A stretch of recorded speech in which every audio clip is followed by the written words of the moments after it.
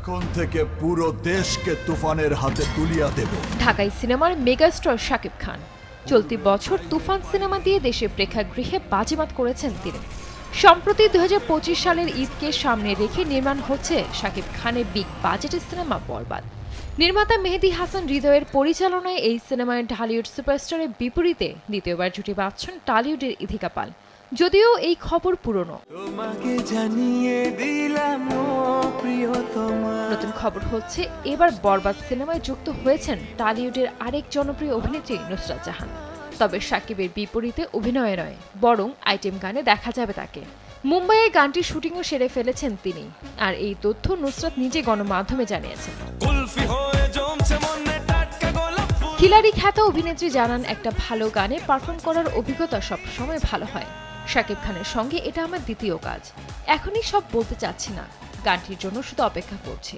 এর আগে যৌথ প্রযোজনার নাকাব সিনেমায় শাকিব খানের সঙ্গে জুটি বেঁধেছিলেন নুসরাত। জানা যায় ইতোমধ্যে ভারতের মুম্বাইয়ের ইলোর স্টুডিওতে শাকিব খানের আসন্ন সিনেমা বরবাদের প্রথম লটের শুটিং শেষ হয়েছে। দ্বিতীয় লটের শুটিং হবে ডিসেম্বরে। এখনো পর্যন্ত সিনেমাটির কোনো লুক প্রকাশ হয়নি। সম্প্রতি শাকিব খান বরবাদ সিনেমা নিয়ে সংবাদ মাধ্যমে জানান, বরবাদ হবে তুফানের চেয়ে ডাবল বাজেটের সিনেমা। বড় পর্দায় দেখলে দর্শক চমকে যাবেন, বুঝতে পারবেন আমাদের সিনেমা এখন কেমন হচ্ছে। বরবাদে শাকিব, ইথিকা পাল ও নুসরাত জাহানের সঙ্গে আরও থাকছেন ওপার বাংলার আলোচিত অভিনেতা যিশু সেনগুপ্ত সহ বাংলাদেশের নামী শিল্পীরা। এদিকে গত ১৫ নভেম্বর একসঙ্গে ২০টি দেশে মুক্তি পেয়েছে শাকিব খানের দরদ। এই সিনেমার গল্পে দেখা যায় বারাণসীতে একাধিক প্রভাবশালী ব্যক্তি খুন হতে থাকে। এই ঘটনা সবাইকে বেশ হতবাক করে। এই খুনের সন্দেহের তীর গিয়ে পড়ে ছোট শহরের দুলু মিয়ার ওপর। এই সিনেমায় দুলু মিয়া চরিত্রে হাজির হয়েছেন ঢালিউড কিং শাকিব খান, আর ফাতিমা চরিত্রে বলিউডের সোনাল চৌহান।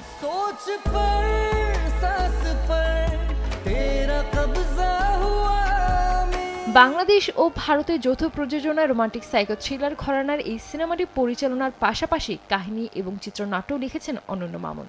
শাকিব খান ও সোনাল চৌহান ছাড়াও দরদে অভিনয় করেছেন পায়েল সরকার, রাহুল দেব সহ আরও অনেকে।